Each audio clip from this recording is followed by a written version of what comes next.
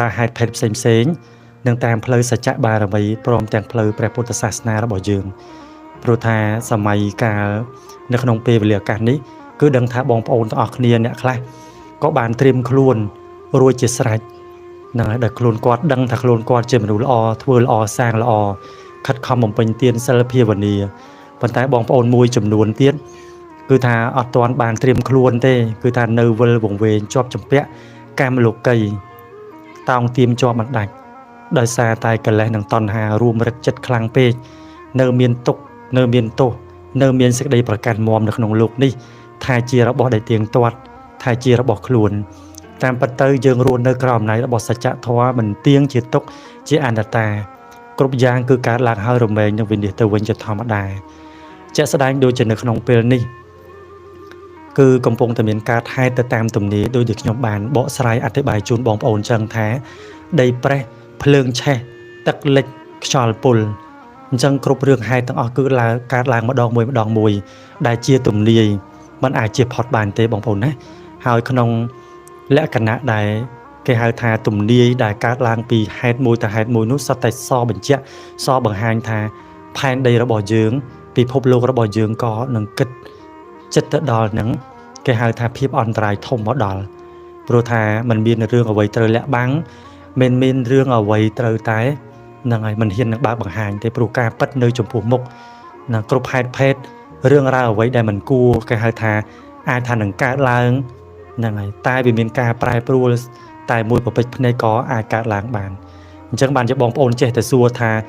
តើទំនាយកើតពេលណារឿងរ៉ាវនេះកើតពេលណាហ្នឹងហើយតួអង្គនេះចេញពេលណាគឺបងប្អូនមើលក្នុងពេលបច្ចុប្បន្ននេះថាអ្វីគ្រប់យ៉ាងគឺកំពុងតែកើតឡើងពីមួយទៅមួយហើយមុនពេលដែលហ្នឹងហើយព្រះយាងមកផែនដី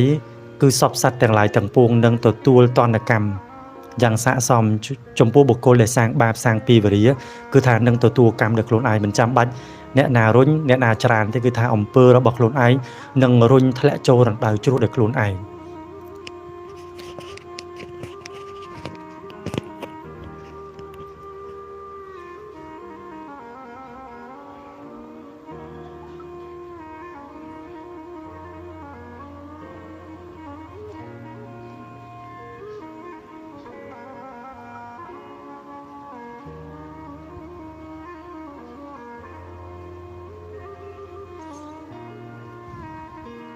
ហើយចំពោះការកើតហេតុ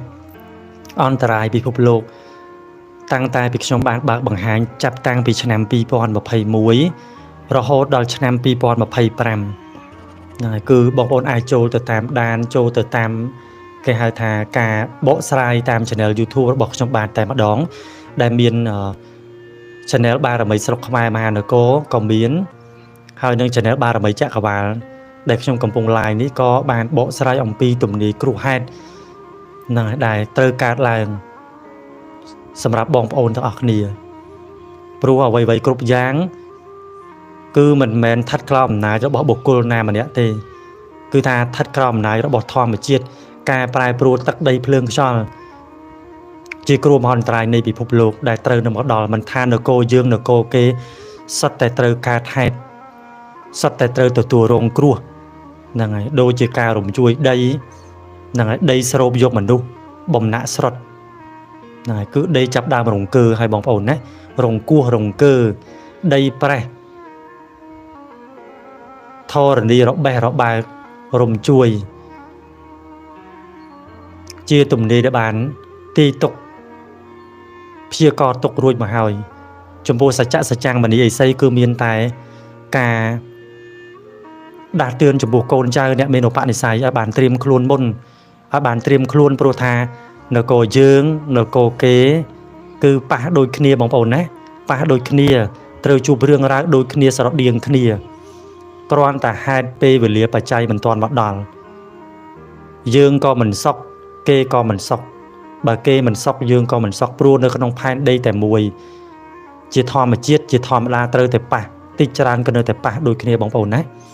ប៉ុន្តែយ៉ាងណាមិញគឺថាការរែងសម្អាតយកមនុស្សទូទាំងពិភពលោកគឺនឹងការវិលជុំ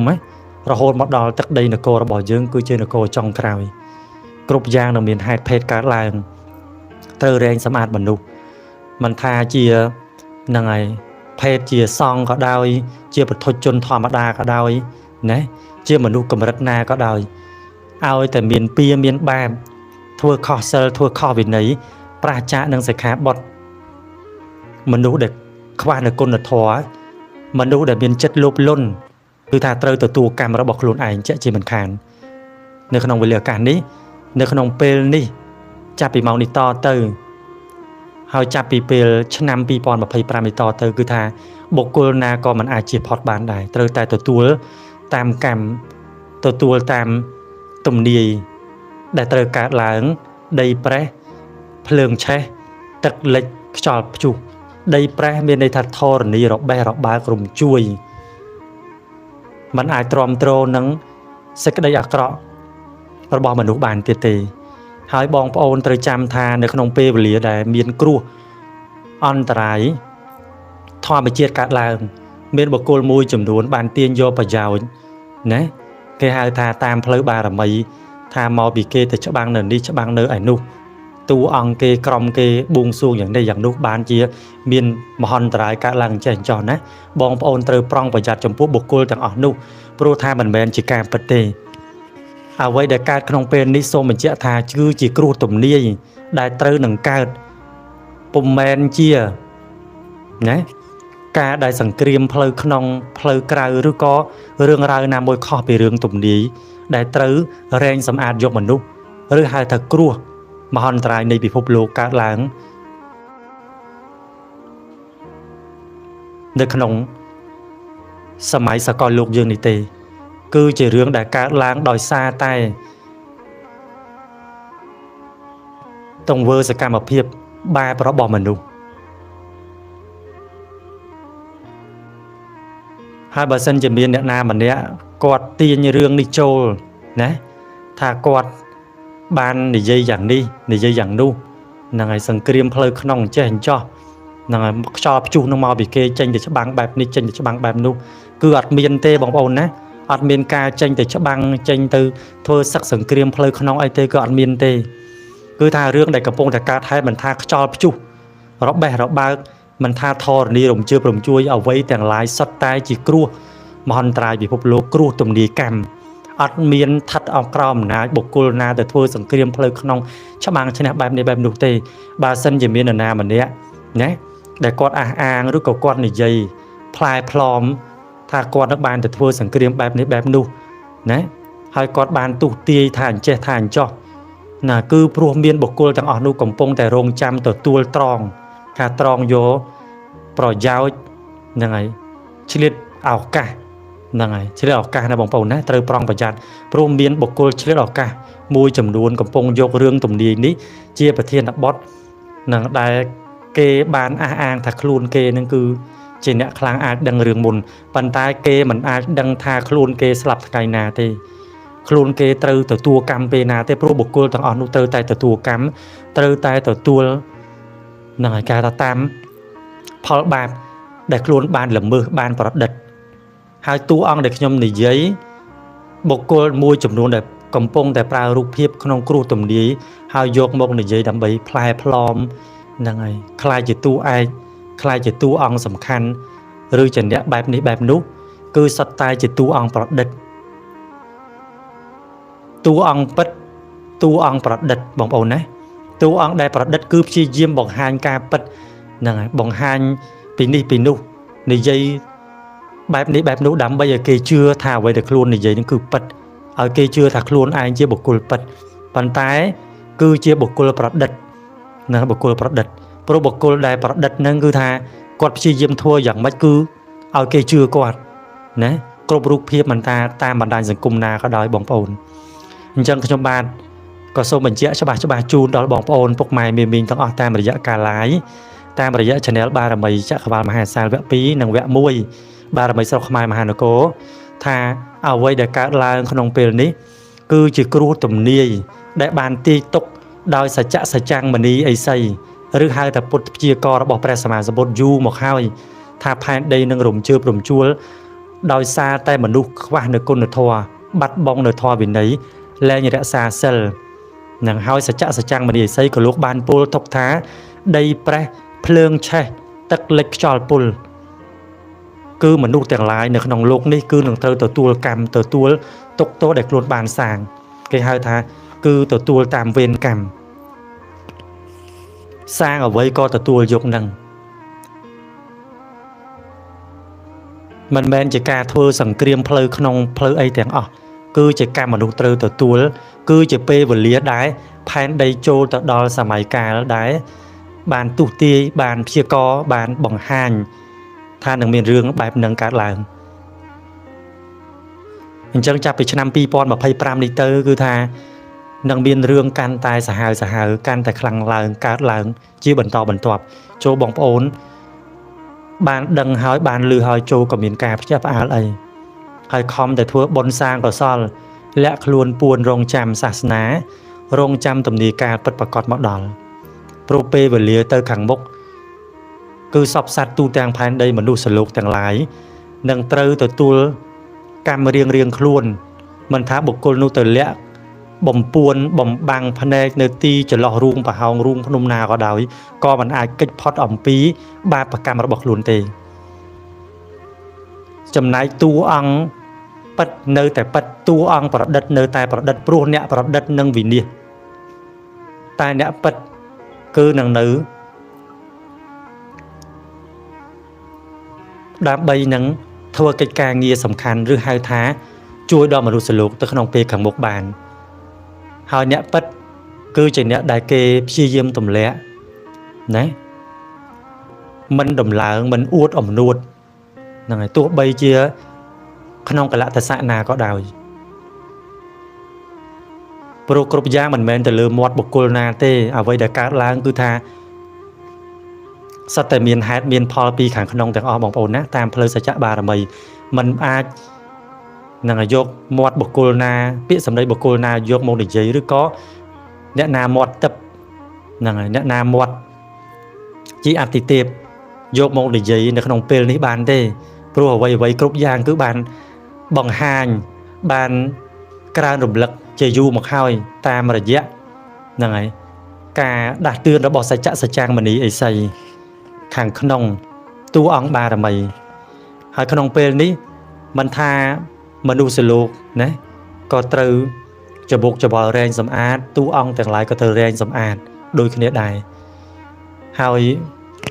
នៅក្នុងពេលនេះមានទាំងអ្នកបន្លំជាព្រះសអាមេត្រីក៏មានទាំងអ្នកបន្លែបន្លំជាតួអង្គអ្នកមានបុណ្យក៏មានអ្នកដែលបន្លែបន្លំជាតួអង្គពនាងគ្រប់លក្ខក៏មានអ្នកដែលបន្លែបន្លំជាអ្នកសច្ចាំងមានអ្នកដែលបន្លែបន្លំជាអិសីជាតាបោះទៀតបងប្អូនយល់ថាប្រហែលជាមានតែការបន្លំជាតួអង្គអ្នកមានបុណ្យឬក៏ព្រះសអាមេត្រីតែពុំបានដឹងថាក្នុងពេលនេះមានអ្នកដែលកំពុងចេញតាំងតួហ្នឹងណាតាំងតួបន្លំជាអិសីបន្លំជាតាបោះណាបន្លំជាអ្នកបដិបត្តិធម៌បាំងមុខតែខាងក្រោយគឺថាគេមានបំណងចង់បង្វែរទំនាយចង់បំពេញលៀបសក្ការៈចង់ឲ្យគេលើកដំកើងអំនួតណាហ្នឹងហើយហួសកប់ពពកហើយអ្នកណាដែលយកឈ្មោះប្រម៉ែធរណីដូចដែលខ្ញុំបានប្រាប់អញ្ចឹងណាអ្នកដែលយកឈ្មោះប្រម៉ែធរណីយកទៅអះអាងថាខ្លួនឯងបែបនេះបែបនោះជាប្រម៉ែមកក្រងមកសន្ធិដ្ឋបុគ្គលទាំងអស់នោះនឹងត្រូវធរណីស្រូប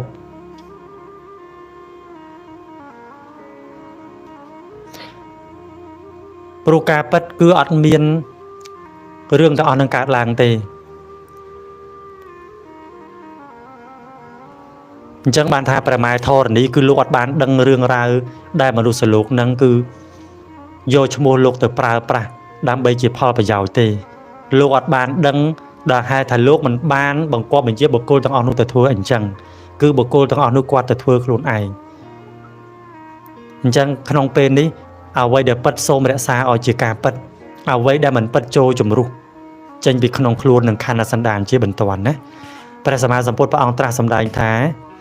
នឹងធម្មជាតិទាំងឡាយដែលកើតឡើងហើយរមែងរលត់ទៅវិញជាធម្មតាអ្វីគ្រប់យ៉ាងនៅក្នុងโลกនេះមិនទៀងជាទុកជាអនត្តា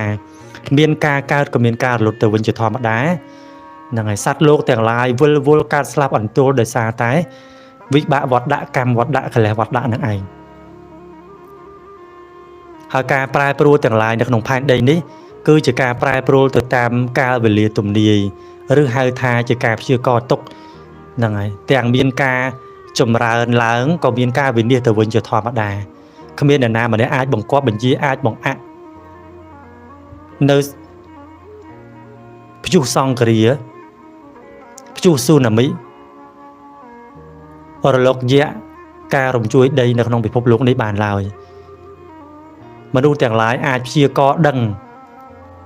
អំពីដំណើរធម្មជាតិបានក៏ពិតមែនក៏ប៉ុន្តែมันអាចព្យាករដំណើរនៃសេចក្តីស្លាប់របស់ខ្លួនឯងនៅថ្ងៃណាបានឡើយហើយបុគ្គលអ្នកដែលមានភាពលោភលន់មិនថាជាតួអង្គមិនថាមនុស្សលោកធម្មតាដែលប្រឹងសាងបាបសាងពៀយកឈ្មោះតួអង្គបារមីទៅប្រើអួតខ្លួនសម្ញែងហួសមៀតបុគ្គលទាំងឡាយទាំងអស់នោះគេហៅថានឹងដល់ថ្ងៃអវសានរបស់ខ្លួនហើយព្រោះគ្រប់យ៉ាងទាំងអស់នៅក្នុងលោកនេះគឺមានតែការវិនិច្ឆ័យទៅវិញព្រោះចូលយុគសម័យ9គឺថាត្រូវដុតបំផ្លាញរែងសម្អាតកាត់ក្តីទូទាត់ជំរះរាល់បុគ្គលដែលធ្វើអាក្រក់សាងអាក្រក់មិនមែនកាត់ទោសតែមនុស្សនៅក្នុងផែនដីទេគឺកាត់ទោសទាំងពិភពនៃអមនុស្សនិងឲ្យសត្វនរកក៏ត្រូវកាត់ទោសដែរគឺទទួលទោសទាំងនៅជាមនុស្ស